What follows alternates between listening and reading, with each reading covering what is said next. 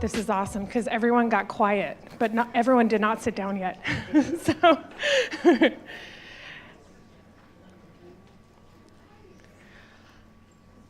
I'll go ahead and get started. And first, I'd just like to say welcome to the Cambia Grove. My name is Nicole Bell. I'm the founder of the Cambia Grove. And we are just thrilled to have all of you here today, and especially the online folks who don't have the opportunity to be here in person. We just want to welcome you live. The Cambia Grove, for those of you who are in Cascadia, Pacific Northwest, or Seattle, is a place where we convene and catalyze the next generation solutions for healthcare. And so for us, we do that very often through programming. Events like this today are our bread and butter of our mission to transform healthcare. And so we are thrilled to have partnered with HealthSpark to bring What's the Fix to bear for everybody today. And what an inspiring day it's been. My role right now is to introduce our next speaker, Dan Munro. So he is a Forbes contributor, and he's also the author of a book called Casino Healthcare: The Health of a Nation, America's Biggest Gamble. And so my Kindle tells me that I'm exactly 19% into your book, Dan. And I'm right in that section, for those of you who are in healthcare, that's all about the Milliman Medical Index. And this is the great thing about Dan's book, is he's made things like the MMI serviceable for all. Many of you may know that Milliman is headquartered right here in Seattle. It's about a 12-minute walk away. And some of the figures about American healthcare, family for four costing $25,000 a year, with $10,000 of that being out of pocket, it's wild and crazy, right? It's as stormy of a message as Seattle's weather. And so what I am excited about Dan's book is that he's made this information accessible and in language for everyday people, rather than people like me who are industry healthcare geeks who can recite these burning platform kind of informational tools like top of my head statistics, right? But when you read it the way Dan's put it, it makes you, throw up in your mouth a little bit. And it's a great reminder for all of us about what we need to do to change. And so, Dan, we are so excited that you're here today, and we're so excited to hear about what your fix is for American casino healthcare. Thank you so much. Thank you. I'll grab this one and save the other two. So thank you very much. Again, my name is Dan Monroe. I'm an author and Forbes contributor. And the basis of the book is really that. It's designed to be accessible for everybody to understand sort of elements of how we got here. And for those of you who follow me on Twitter, my pinned tweet actually incorporates this chart. And this chart is a comparison of how America compares to pretty much every other industrialized country on two metrics: life expectancy and healthcare expenditure. And as you can see, the red line has us going all the way over here, whereas most of the other industrialized countries have a much higher life expectancy and a much lower cost. Now, there's a fair amount of debate on the life expectancy side, in part because there's a lot of contributing factors to that. What's of no debate is the healthcare expenditure axes. And the fact is, this data only goes up to 2014. And this year, as you can see from the chart, it's hard to see, but this goes up to 2014, where our per capita spending for healthcare was $9,000. This year, 2017, 3 years later, our per capita spending will be over $11,000 this year. And unfortunately, there's been an even slight decline in life expectancy for the first time in many years. That's not expected to continue, but it's an indication that we're failing sort of on both sides of this. And so if we were in any other industry, we would look at this chart as what's called a catastrophic system failure. If you were in the airline industry and you saw this, you'd probably say, we really need to look at what we're doing in airline safety and quality. So that's the argument that I make in the book. And the reality is that it's an entire system that's created this sort of challenge. And one of the on-ramps into that system is critical, which is medical education. And so that's what we're going to talk about here for the next few minutes. And we have two thought leaders and great examples of sort of the next generation of medical education and how that's coming to being in the form of Andrew Richards, if you want to come up and grab a microphone, and Beto Lopez, if you want to come up and grab a microphone, and I'll let you guys go ahead and say what you would like to say relative to the organizations that you represent, the medical education design that you're anticipating, and then what you're working on in the short term. Andrew, do you want to start? Yeah, this would be great, and good, this is on. So first off, thanks for all being awake. I know the right after lunch talk is always the roughest, so we'll try to keep you engaged. So I'm really not that exciting. I work with a brand new med school, which is way more exciting than I am. My role there is to build a new technology incubator. And what does a med school need with the tech incubator? And who builds a new med school in this day and age? So Washington State has a shortage of primary care physicians, and there's a deeper issue there. And Washington State University is starting a new med school to address that, and we're looking at challenging healthcare environments, which feeds a lot into that chart we just saw.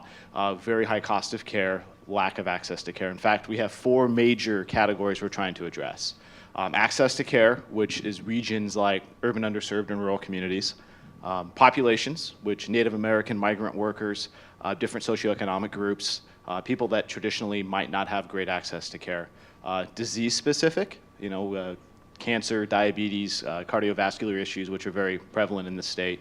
And then bookends of life, which are actually some of the most expensive parts of healthcare, which is the first 6 months and the last 6 months of care. In fact, some of the shirts we have on today, $40 to hold your own newborn, expense at the beginning of life.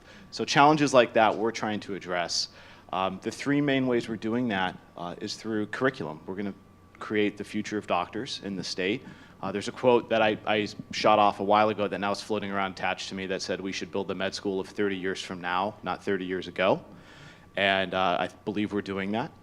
The other component is through our practice plan, which we're putting together now, which will be a new way to deliver care in the state. And finally, through the technology incubator, which is where I fit in. So I'm a technologist. I'm by no means a doctor. I am a patient, so I have that perspective into this. We're all patients in this room, and I think that's really important. But the technology incubator is designed to solve these challenges through technology. And that can be through startup companies, it can be through off-the-shelf technology, but it also can be through integration with curriculum and how we can teach technology to our med students and how we can weave that all together. And one of the main ways we're planning to do that is through hackathons and other curriculum events, which is exciting because when we saw earlier the presentation about the automatic pancreas, those are the kinds of things we want to help create, where you take a patient with a real problem, people that have a little bit of expertise, lock them in a room, pump them full of caffeine, and see what comes out. And you don't look at there's this big regulatory challenge. Just go build something. We got to instill that mindset into the future of medicine. But we're also looking beyond just the traditional MD. We have a nutrition, exercise, and physiology program, which I think is great. Nutrition is a key component of what we're working on. We have sleep and hearing sciences woven into this as well. And so it's all coming together. And the fun part, though, is our first class starts in August. We don't even have students yet. So this is it's an exciting time to be part of this environment. And so we're just one of the new med schools, though, because he's working on something really great, too. Thanks, dude. So everyone, my name is Beto Lopez, and I'm a designer and a complement to a technologist. I and my team represent a new capability that is exceedingly rare at medical schools today, which is design. Funny enough, every other industry practices design as part of a key competitive strategy, and yet in our industry, the one that we're now in, the healthcare industry, the medical industry tends to put that on the shoulders of physicians, nurses, administrators, those who have never been trained to be designers. And what's really interesting about the role that I have is that I wasn't, or my team, we weren't brought to the medical school to be part of the leadership there and part of the group that's designing it from the ground up because of our aesthetic virtuosity. We can design. I've been a designer, a product designer, and service designer for quite some time. But we were brought to the medical school to deploy a new model of discovery, one that starts and ends with the human experience. And that, by itself, is a fairly radical idea for medical schools. One of the challenges that we present to medical schools and to the medical industry and the healthcare industry from our perspective, because we do deploy a human-centered perspective that starts with the people who experience the products and services that deliver care, is that we would challenge the graph that was put up earlier in that life expectancy shouldn't be the variable for which we define the experiences and the interactions we have with health. To do that, and I think you were insinuating this a little bit, is like to ask an airline industry executive or consumer to judge its customer satisfaction on the number of fatal accidents that happen. There's so much more involved in delivering care and incorporating patients as part of a care team and becoming one of the essential providers of their own care that we miss so much by reducing measures and metrics to the things that the industry has only ever looked at. And so we are poised to try to redefine that. And there's a slide that I've put up, which is really just a reflection of some of the stuff that we did when we first got to the medical school 2 years ago. Stacy Chang and myself were one of the first hires at the medical school, and before we started to design anything, before we started to bring together concepts or ideas, we went out into the community in which we are now serving and began a conversation with people. And ask them, what is your experience like today in health? Not just with your health care, with your insurer, or with your doctor, but what's your experience with health? And we took a lot of lessons for that were specific to the Austin community. And a lot of those needed to be recast so that the folks that we were now collaborating with on the inside could begin to see the world from a different perspective. And I think I'm inspired by everybody who's come today to talk about their stories. They're heroic stories. And unfortunately, we need heroic stories to inspire us because there's just so much things that can be fixed and that can be better. But I would also say that all of you who've just spoken today and the ones who will speak later are innovators. And if there's one thing that I do know is innovation, and the thing about innovation is there's no shortcut to innovation. It is a really tricky and difficult path to take. There is no shortcut to the things that you're going to take on. And that idea of grit that was mentioned earlier today, the idea of grit really is essential for any innovator. Because you have to be willing to beat the odds. You have to be willing to be the person who's not done something before. There's so many stories in every other industry about people who create new things that haven't been there before. The odds for them were 100% against them. Innovators here are the heroic stories of people trying to create a patchwork to make their lives a little better. And we can learn from them, and we can incorporate them into what is going to come about in the future. And for me, what's exciting along with Andrew is that everyone, not everybody, I'm going to take a step back and say a lot of people are now willing to experiment, to try new things. And I agree totally with Andrew. No one has a perfect solution. The medical school doesn't have the silver bullet to solve healthcare, but we are brave enough to try. We have enough creative confidence to begin to look at what is possible. And I think that that's what's missing today. I think people feel paralyzed because of the trappings of modern healthcare. So it's a great point, and part of what I'd like to just carve into a little bit to the extent that you can share with us. These are significant commitments that have been made by sizable organizations relative to the future of healthcare generally, but then specifically to medical education. How, sort of give us some sort of insight into how that happened, and so that maybe other organizations and other states and potentially other countries could look at that and take heart. Yeah, so Washington State University's new med school, the full name is the Elle Floyd College of Medicine, after our late president. And we're not building the traditional teaching hospital, which would be the med school, build your teaching hospital, everyone comes there. We realized we needed to be statewide and interdisciplinary. So we've partnered, I think the last count is a little over 20 separate hospitals and clinics throughout the state of Washington. And we're basing out of the branch campuses. For those of you that don't know, Washington State University is based in Pullman, but we have campuses in Spokane, Vancouver, Washington, not Canada, Everett, just north of Seattle, and in the Tri-Cities, which is somewhere near central Washington. And around all of those communities are very different groups of people with very different needs. So our doctors, our faculty, our students will actually go out, live, breathe, and work in those communities for their curriculum. You know, they'll be doing lectures and stuff at various campuses, they'll be taking on different challenges. But that is a big risk for a med student to want to do that. We're weaving in potential work with our pharmacy college, with our nursing college, doing an interdisciplinary approach. All of these things are different than if you just wanted to go to med school and kind of get like that normal trajectory. But we realized that that's not working. And we needed to do something radically different. We needed to serve the state. And this is what we came up with, and it's evolving. And we are asking these students to take a risk with us and to tackle this challenge we're facing. And you know, when we started, we didn't know like what kind of acceptance we would get. We had to work long and hard to even get the med school. But we got over 700 applicants once we opened up recruitment for 60 positions. And that told us that there's people out there that really see this as a problem and they want to be part of the fix. So where that goes, we're going to find out, and we're excited to have them on our journey with us. And I think you're a little bit further along in the sense. And we're a little different, which is perfect, because every local community across the country has different conditions.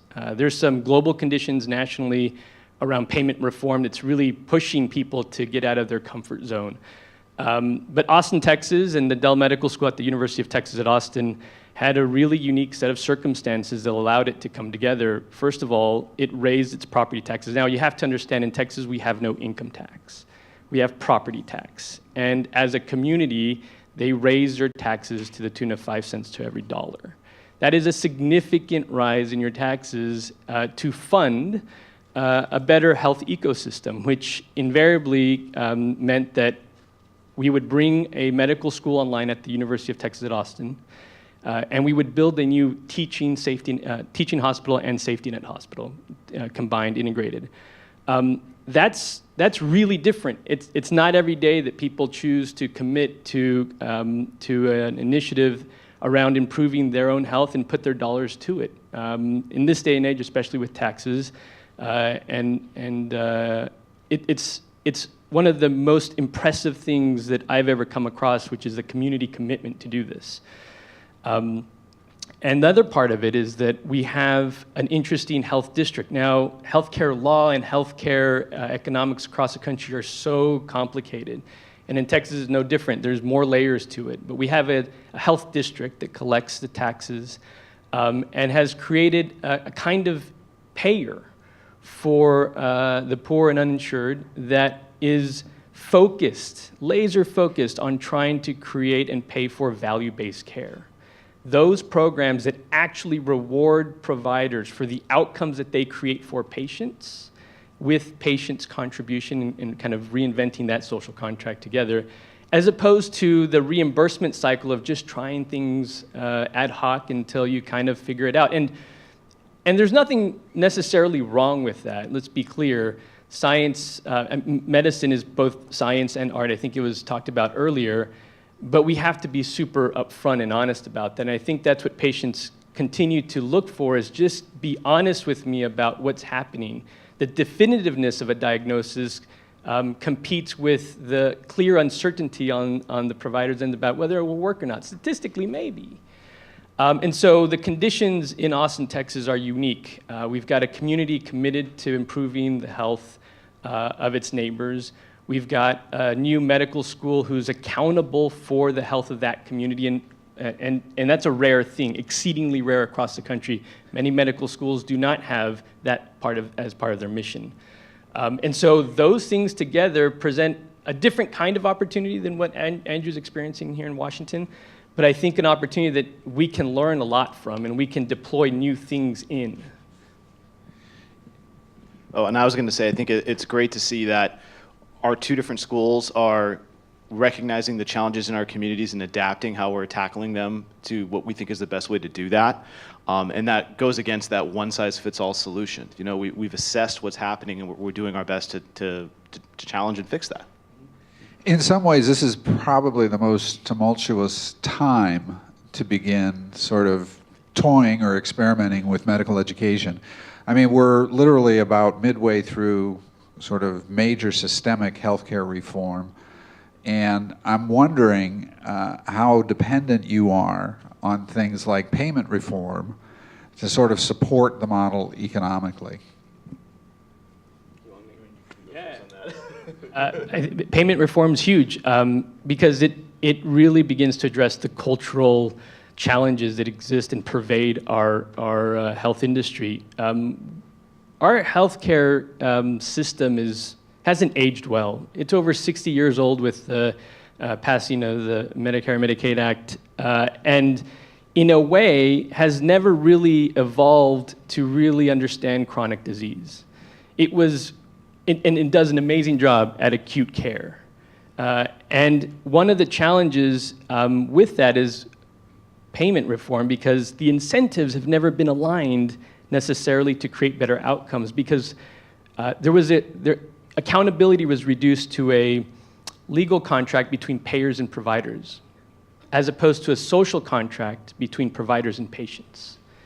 That fork in the road drove a kind of culture who rewarded a certain kind of practice versus the outcomes that people were looking for within healthcare. Payment reform today is trying to reconcile that, and I applaud CMS for taking initial steps to do that, because it's trying to, again, put risk on the provider to be accountable for the care that they deliver to the patient. And that is unsettling. And we feel it, but we are taking that on as an opportunity, not as a plight. So, and as a follow-up to that, for you specifically, Andrew, one of the things I talk about in the book, in the chapter called 24.2 or 5, the finances associated with medical education are staggering. The average student debt at graduation is about $180,000. And they've lost typically about 10 years of earning power. And so there's enormous pressure coming out of that process to to make up lost time, is to pay down debt as quickly as you can, and then is obviously to have money for family, retirement, and vacation, and education, and everything else that we want for our families. Is there a change coming for that in what you're working on? We sure hope so. So that is one of the big things we're working on right now, is how we're going to structure the tuition and how that's all going to pay out. That's a work in progress, and I'm sure that the dean can talk all about that. I focus on the tech incubator, but I will say that in conjunction with that is how do we think about delivering care and the costs that go with it? How do we think about generating revenue so that a doctor, when they've graduated, can earn and have a decent living and want to go to some of these healthcare environments?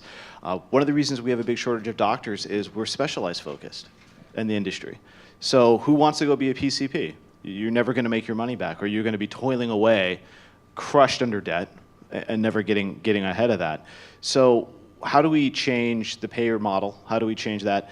Those are all questions that I don't have the answer to, but we are working on. There's a technology component to it, which I look at it like this, that any other industry had this kind of reimbursement model would be dead by now. There's no way that an industry survives with this much waste. Okay, a caveat would be government, education, and probably the military. But side point, private industry wouldn't make it very far with this. But it's with the practice plan we're putting together is how are we going to bill effectively so we can deliver care, but still generate, like a doctor can have a viable career. Those are things we are working on, but I don't have the silver bullet for that. Sure. Mm-hmm. So I just wanted to add something, which I'm not sure we have shared or explained, which is that medical schools are a big business. They sound like a very, they sound benign in a way, but the average size medical school today, a traditional one, earns about $1 billion in revenue from its clinical services. That's enormous, and it's developed a kind of approach to building out specialty centers that know how to do very specific things and be a resource to those specialties or those conditions and those diseases, as opposed to actually responding to the needs of a community, right? That's just how it evolved. But to know a medical school is to know that it's got three fundamental parts. It's got an education mission. And that's something that we've all talked about. We have to rethink the way we're educating the physician of tomorrow. And the stories here reinforce it. The physician of tomorrow needs to be more empathic, needs to lead as a servant leader, not as the front man of a band. And they need to really represent an ability to convene a whole bunch of special disciplines and specialties into the care environment, because it's essential. We are tasked with wicked problems that no one specialist can figure out on their own. On the other hand, you have research. Research has been the pinnacle of academicians, because that's how you get tenure. You publish, you create these novel ideas, and that's your reward. And in a way, it produces, in very rare cases, some financial gains, but mostly they're far from profitable. We need to convert research into an engine that actually is at the center of the innovation we need to advance healthcare forward. So much of that innovation has been kind of outsourced to the folks here today who have become those heroic stories and those innovators who've had to work around the system. We need research to rethink its role in producing that kind of innovation. And the last part are clinical services, and Andrew touched on this, which is we need to move away from the model which is complicit in the fee-for-service area for just getting reimbursed for the things that you do, to one on rethinking what an outcome and how an outcome can be measured and how an outcome can be achieved for the condition that someone has. That's a radical idea because that's taking on a lot of risk. And I'll toss on to that this is, for Washington State University, people that live in the state probably know this, but we're the land-grant university in the state. And our mission is to have, from my perspective, is to have practical solutions. There's that publish or perish mindset, which all researchers do, right? Like that's how you said, you move up tenure track. But, a published paper on an innovation that that just sits around there and no one uses it, or no one takes that next step and tries it or deploys it or sees it, is this actually going to make a difference? Well, we try to work on that. I mean, that's part of what we're tasked to do. And we have a huge agriculture college, and we have these fantastic parts of the university that solve real-world problems. So we're applying that mindset to medicine. So that's part of the reason we have a tech incubator is, hey, that's a great idea. Why don't you actually build it and deploy it to 20 hospitals and see if it actually works? That's a cool way to deliver care. Why don't we see if we can get 3 counties to try it out? And that's really the shift we're really trying to push into the whole ecosystem. So as part of sort of the tech incubator side of this, is there a challenge in the sense of the technology that doctors are heading into, mostly in the form of big electronic health record systems that are really big billing engines, right? We've tried to do a clinical overlay onto these big billing engines, but at the end, these are enterprise software solutions that have 7, 8, sometimes even more figure costs associated with them, so the sunk costs are huge. How do you position the technology side of this as a new medical training? Yeah. So one of the competitive advantages I like to say about our incubator is we're system and platform agnostic. So we're not the first school to try having an incubator, right? This is based on ideas that have been proven to work at different places. But our niche is that we're working with all of these different hospitals, of everything from a critical access hospital with less than 25 beds to large facilities with several hundred beds. They all have different technology barriers and needs. And so many people, like I see this in the Bay, in Seattle, and nothing against that, but I think last year there was over $4 billion invested in health IT alone. And that's from some Rock Health stats. But so much of that is focused on, we're going to make the next EHR. We're going to make the silver bullet of healthcare. We're going to change everything. And in some industries that works, but that's not how healthcare works. So we were looking at it as in, we're talking to our community and figuring out the challenges they're facing and going, wow, okay, we're going to try to solve that little bit with technology. So we can do these incremental changes. Let's improve this. Maybe that's an app. Maybe that's a new service. Maybe that's a better device. Maybe we need to work to change policy on something. But that's what we're going to focus on. And a lot of these hospitals have a lower barrier to entry. They don't have this huge culture of no. Because if you're the doctor in a small town, you have to be the master of everything. You're going to see everything from the common cold to some crazy disease to an orphan disease to a chronic condition, and you have to work to solve those problems. So a lot of these communities we've talked to have said, hey, could you just help me solve X? And they're willing to work with us to do that versus chasing a large health system that a bunch of lawyers and IT people say, no, we're not shifting the way we're doing it. So we see that as our way to make that impact. And one of the big barriers to entry for all health IT is someone always wants to see proof it works. Oh, well, come back when another hospital has done it for 10 years and this procedure works. Chicken and the egg. Right? So we're trying to create that space where we can do that preliminary work. We can come back and say, we did this at 17 hospitals, it works, it shifted all this, maybe it's improved cost, maybe it's improved outcomes, whatever the solution is. We should really scale this up. We're creating that opportunity. It's just going to take some time and effort and some partners that want to play ball with us. I would just add to that, and as a technologist, Andrew, and as a designer, people get maybe caught up in the last mile interface, which is that EHR, but the real challenge ahead of us nationally and even locally and in every one of our communities is the amount of infrastructure needed to actually create a utility out of data.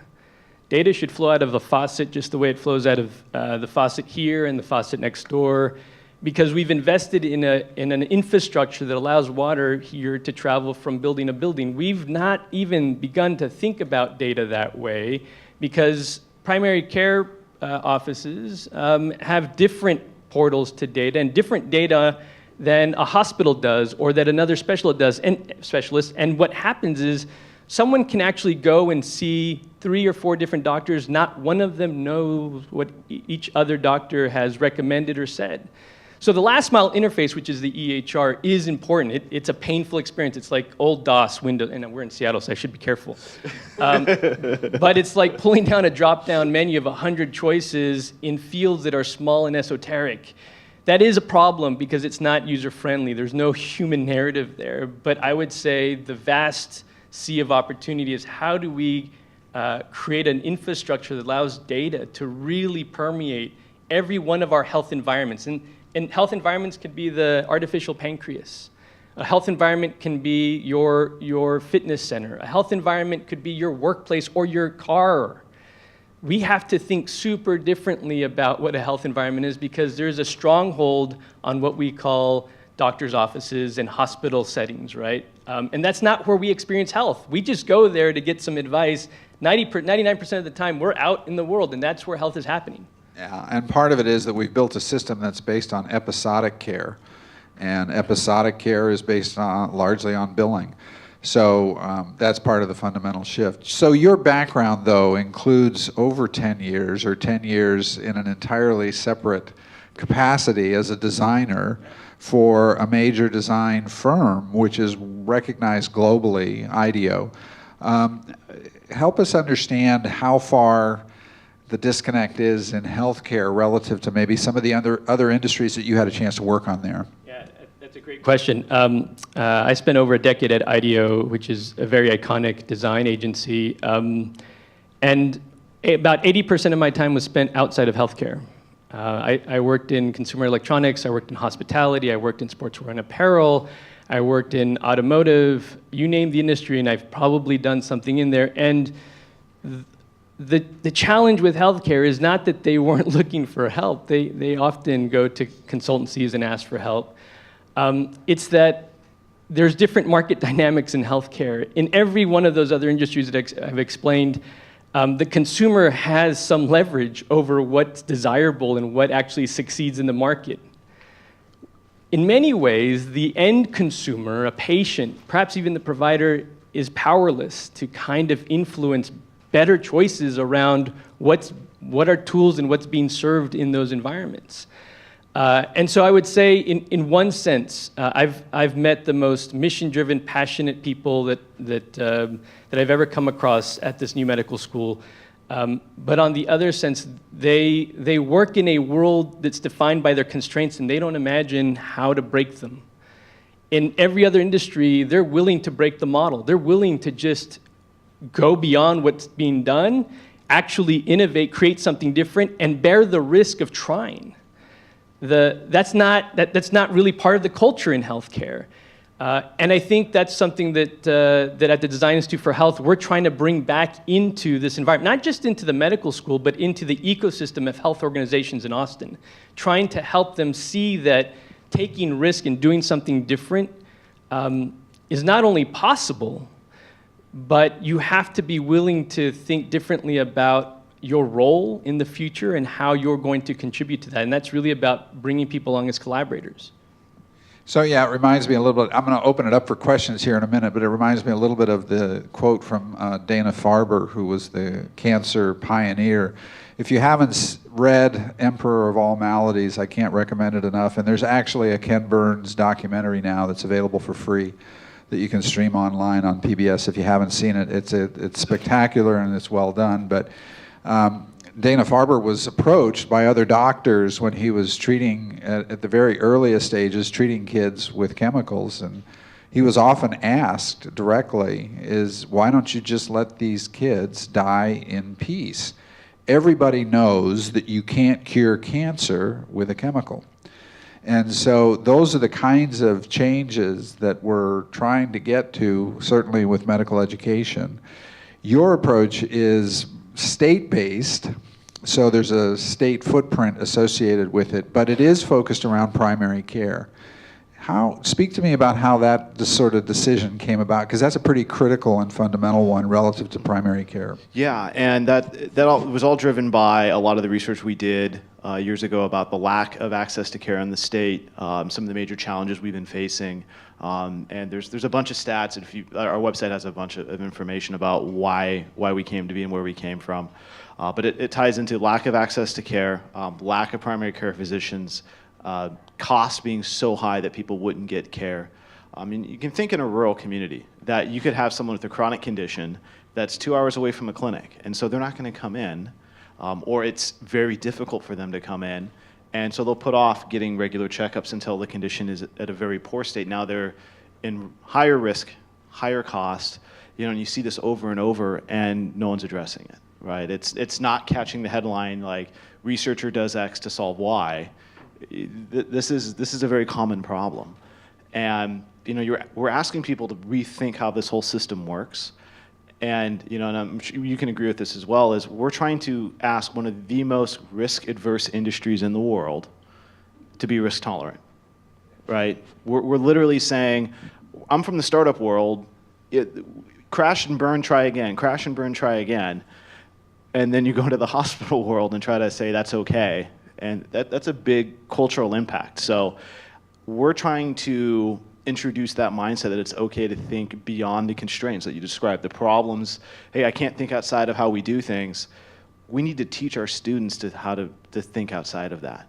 So 10 years from now, they don't see these barriers anymore. And that's the statewide drive for that for us. Is all these communities were being, to be brutally honest, were being neglected in a way. A lot of the care wasn't being delivered the way they needed it, and no one was listening to them. Yeah. So we're giving an opportunity to give them that voice and help address these challenges. But it's truly a statewide problem for us. Are you primary care focused, or is there a specialty component? There will be eventually both. I think what's super interesting for us is there's an artificial divide in healthcare between well care and sick care. And a lot of what we've been one of the memes or trends of the last few years has been population health.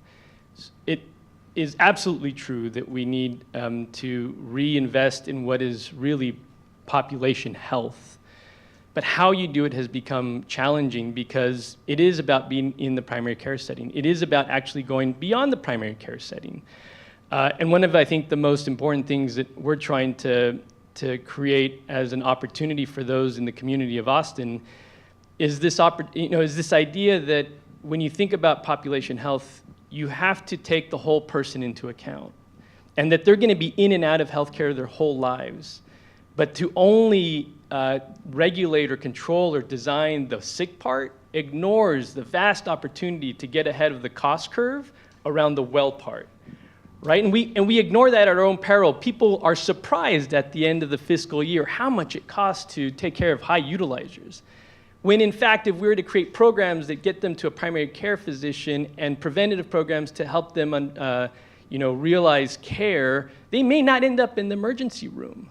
But that's part of the challenge because we're so used to just working in this box that to actually realize population care is an enormous challenge. Yeah, and it needs the participation of the primary care community, the specialty community, everyone in health, because we got to get ahead of this. Yeah, and we're doing a lot of work in population health as well around for the same reasons, but it's how do we get that cultural shift where we need to think holistically? And it's a cultural shift from providers. It's going to be a cultural shift by us, the patients. I mean, everyone says, yeah, it's me, I know my body, I'm sick, I'm not sick. But there's things we have to start thinking about, like how can I access my doctor better? And we want to be able to have a culture of providers, and that's not just doctors, it's going to be nurses and pharmacists and community health workers that aren't afraid of new things. And the catalyst here, the change is ubiquitous data can actually help people in the provider sector really address some of these things. Yeah, absolutely. As opposed to being fairly disconnected and relying on the patient themselves to carry around their bag of medical information. That red folder we heard about earlier, right? It's ridiculous. The real change here is in part technology disrupting how information is being, how fast and how relevant the information can get into the hands of people who can help. That is a seismic shift, but we can't see it as the solution. It's just a tool. So any questions? I want to make sure that we have plenty of time to ask. I think there was, yeah.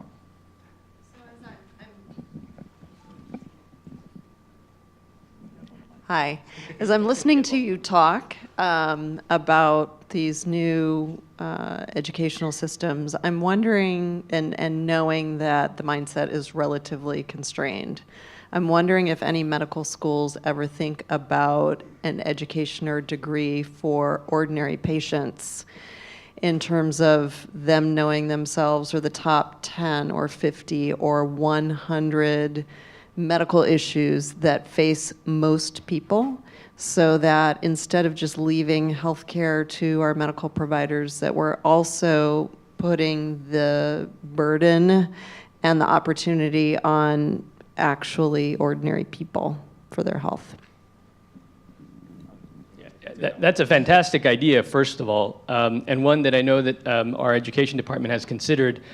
We are also a public university at the University of Texas, and so every library on campus is a public library. And we are tasked with helping improve the health of our community. And so the resources we have are not just to our medical students or to our faculty, they're to a community. I think the real barrier has been there hasn't been an interface between that institution and the community, apart from what one might call just typical research. I think the opportunity to be to have a community health learner as a degree program that is being awarded by a medical school is a fascinating and awesome opportunity. I will say that probably one of the more conservative parts of the medical school industry or the medical industry are the governing boards of medical education. I know from experience in the last 2 years that our education department has done an enormous job to try to create and present the evidence for why our curriculum can be so different. And even that was an enormous undertaking. And so we are optimistic that if we can, in this first round, prove that we can train physicians differently, that the opportunities for others in our community to be part of that formal education will come. Yeah, and I was going to say that love the idea. I think that it's a fantastic approach. I don't know how much we've considered it, but it's, we're talking about it now, which means it's being considered now. And one of the things we're excited about, though, is ways we can engage our community, like through the tech incubator, which I can speak to, is setting up hackathons where we want to have patients involved. We want to have people in our community involved. We don't want it to be within just the closed doors of the university, and making what we do highly visible. We're partnering with a lot of these small communities, and they're presenting issues to us, and that's one of the best things we've done, is they're telling us the challenges they're facing. So it's very visible to us what our community is struggling with, and we're trying to address those challenges, but we want to make that very visible. So it's not just, oh, we solved that. No, honestly, we want to promote it. We want to say what we solved and how we did it. But having like what you proposed, I think that's a great idea as well, and that could translate really well into like a community health worker environment. The majority of care around the world isn't delivered in hospitals anyway. I think the majority of care is through community health workers, and more or less the equivalent of a medic in a small village. And why are we not thinking about that as a way we can deliver a lot of care? And honestly, it pushes cost really low, because you don't need an MD degree to do a lot of these things and understand these problems. There are also already tracks that you can take, at least within Austin. The Austin Community College has various opportunities to create health learners, everything from a certified health navigator to introductory courses on becoming a health advocate. And so there are those opportunities in the community already where you don't need to go to this, prestigious university to get that degree. There are already places where you can get certification for that. But I think your point is even more relevant, which is that we have to diversify the student body to not just be the aspiring physician, but to be it could be the sandwich generation mother who's taking care of both of her parents and her children, and knowing that she is the household production of health in her family and needs support for that. And I think that there will be those opportunities. And through technology, especially, we know what a lot of the major problems are for people to solve it in that way. We have a lot of questions from online. Uh-oh, here we go. Good Brace stuff. for impact. Mindy from Florida starts by saying, people suffering with the same disease have similar symptoms, but not all treatments work the same, which is what we heard with Fred as well. So you can't stereotype these diseases or treatment, but how are your programs going to really differ and start to address some of that? So I think that leads us down the path of precision medicine. So how can we, it's one of the ways we can look at that, where starting to identify at a patient level the challenges they're facing. Population health does a great job of saying, in this community, these are the challenges we're facing, but we need to be able to bridge that gap down to the individual patient. I really think technology can do that. I'm excited for like when we can bridge that gap. And I know I'm kind of misusing precision health, because that can go all the way down to the genome and all that, and biomarkers and stuff like that. But I think of it in the sense that we can take completely personalized care and deliver it cost-effectively through technology. So there is work to be done in that space, but I think there's a huge opportunity. I think the question singles out one of the biggest challenges in healthcare today, which is that we look at symptoms and signs as the only proof of there being something wrong with you. Yeah, absolutely. And so at the University of Texas Austin, at the Dell Medical School, we're really trying hard to create integrated practice units that take the whole person into account. That means bringing together a team of providers, from social workers to psychologists to nutritionists to pharmacists, to look at the different aspects of living with a condition in a setting where they are all present to hear the same story and not ask the patient to retell that 5, 6, 7 times in a period of time that could be 6, 7 months where things are changing. So I think part of it is our commitment to build relationships with patients and to really hear the other side of their condition, which isn't just the signs and symptoms, but the way they are living with their condition. Another question from Elle Johnson Health in Kansas City. How will emerging payment models be incorporated into the classroom? How do you educate on aligned incentive models so physicians can hit the ground running? Is there an economics? Yeah. So there is, and for us there is. Yeah. So there'll be an economic component. There's also a big leadership component. It's really an interdisciplinary that we want to have these other elements woven into the curriculum. Kind of the anecdotal view is traditional med schools teach people how to be really good doctors, but the real world is you do very little doctoring and very much business, financial, and all that. So how can we introduce all those aspects into the curriculum? And that's something we're working on. Yeah, so the business of value-based care is something that is taking over a lot of academic circles in medicine because no one really knows the measures which identify real impact to the patient, to the outcome of treatment. And so part of the economics of it is that we have to both understand the patient-reported outcomes and the clinical outcomes against the cost of delivering that care. I'm new to academics. I'm new to being incorporated into the system as opposed to an outsider. And so I was surprised that, a lot of hospitals, a lot of clinics, they can't tell you the costs. It's surprising that that's not possible, and I get why. However, part of the education right now that's happening with our first class, and they're just about to finish their freshman year. We get our next second class in August. Is the economics of value-based care, which is really first unpacking what are the measures, and how can we begin to propose new measures for determining better outcomes. And the second one is, how do we really begin to track our costs? How do we really begin to understand what costs lead to better outcomes? And that's part of just a cultural reshift, because arguably one might say, in the heat of the moment, do whatever it takes. I'm not advocating that we're not going to do that. What I'm trying to advocate for is that along with doing whatever it takes, we have to be able to measure what we're doing and how it's contributing to benefit or not. And that's just not been part of the discipline in healthcare. Hi.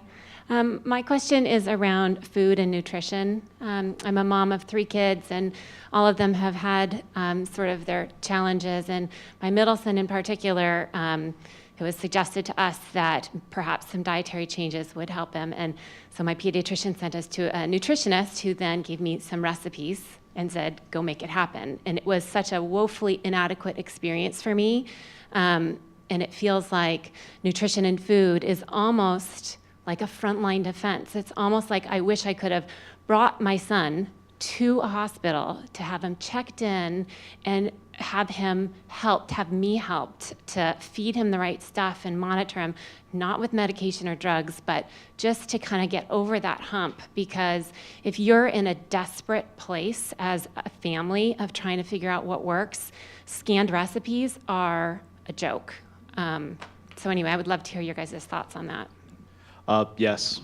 So, I do agree with that. That's the thought that, care is beyond just sick care. It ties into, the nutrition, and we do have that NEP program that goes, and I'm not an expert in it, but I know we have it.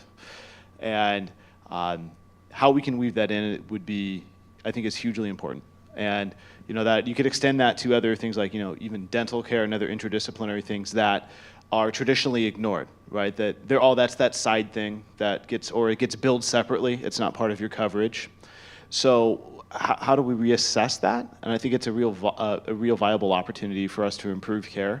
And to be honest, it's a low-hanging fruit. It's not that difficult to identify, or not, maybe it is more difficult to identify, but you can say if you change your diet, you can have a big benefit to your life versus taking drugs, doing all these other treatments. It's a cost-effective way of care. There's other challenges depending on where you live and access to certain foods and stuff, I get that, but it should be included in a holistic approach. So yes, I think that's something we should definitely be investigating. I could say the reason why it's not is because there's no reimbursement code for it. Yeah, pretty much. And for people that didn't hear that, the reason it's not traditionally used is there's not a reimbursement code for it, which I think for a lot of the things we discuss, everyone here at this group today, that's probably a lot of the reason why a lot of things don't get done. I would add that it's also because it's just not part of the care model or the protocol, or even the humility to say that there is an expert out there that can bring in some thought leadership in something that is outside of the purview of that traditional primary physician.